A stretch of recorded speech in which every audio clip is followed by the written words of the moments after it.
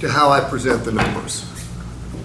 You know, the best salespeople, the highest paid salespeople in any industry are the best storytellers.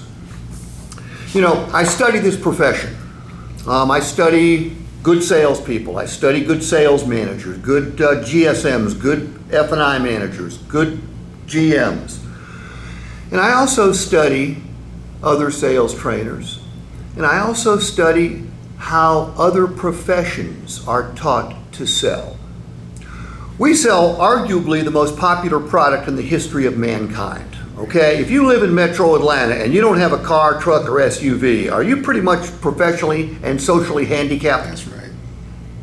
So the good news is everybody needs or wants what we have. The bad news is there's lots of different places to buy them. We want them to buy them from you, and we want them to buy them here. Okay?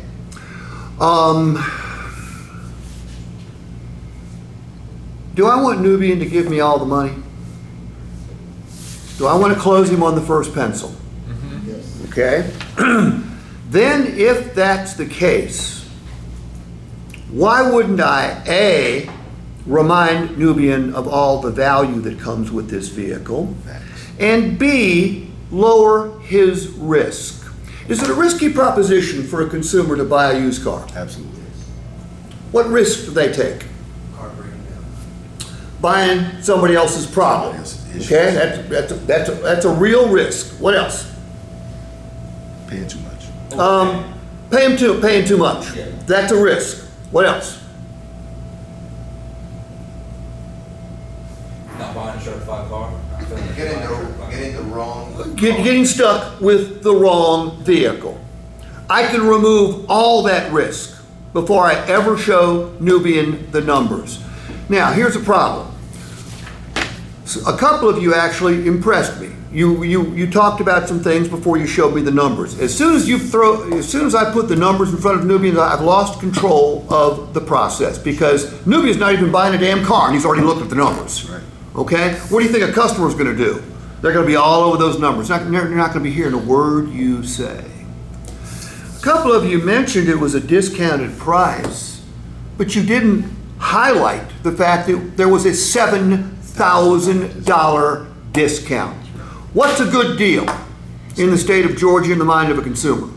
Let me answer the question for you. It's the same as it is in Los Angeles, St. Louis, Detroit, New York, Boston, Burlington, North Carolina, Lafayette, Louisiana. It's the customer's perception. Does the size of the discount have an impact on whether they think they're getting a good deal or not? Yes. I gave you pens with highlighters, didn't I? You used a highlighter. Thank you. Okay? I gave you a pen with a highlighter for a reason. Why did I do that? You can use the discount. I want to highlight all the positive numbers. Okay? On this sheet, there is one really positive number, and it's $7,000. If there was a trade, I would highlight the trade. Now, I wouldn't say we're allowing them whatever or giving them. I'd say we're going to buy your car for X number of dollars. It's a stronger word. When they pencil the deals here, do they pencil the tax credit in? Yes. Yeah. I'd highlight the tax credit. Is that a positive number? Absolutely. I'm not going to touch another number down the right-hand side. Most of you didn't either, to your credit, but you've been with me before. I told you were enlightened. Okay? Yes, you're an enlightened group. This may be the first time I have done a training session at an ALM store. Not maybe. It is the first time I've ever done a session at an ALM store where everybody in the group had already been with me once before. And then my hat's off to you. My hat's off to the management team here. My hat's off to the culture here. The fact that all of you are still here is great news on your part and great news on your management team's part as well. This warms my heart. Muhammad, you didn't think I had a heart, did you? I know you did. My wife doesn't think I have a heart, that's for sure. We knew you had one in somewhere. Somewhere in there? All right. So before I get into the numbers with Nubian, I'm going to recap the value and remove the risk. Okay? If I can, by the way, I know what some of you are thinking. Well, here's what some of you will think. They'll say, well, Steve, we went over all this stuff first.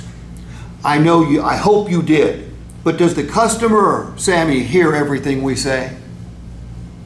Yeah, but they should. Well, it doesn't matter what they should. They don't. They don't. Do they remember everything we say, Fatima? No, they don't. The customer can be staring you right in the eyes, not hear a word you're saying. That's right. Okay? We've all It's, been it's, there. Fatima, you're the only female in here, so I'm going to use an example. Are you married? Yes. Okay. Can you be talking to your husband with him seemingly looking you right in the eye and him not hear a word you say? Men are really good at this, okay? So are customers. They can be thinking about a million different things. So before I ask Nubian to pay me for this vehicle, I'm going to remind him of all the values.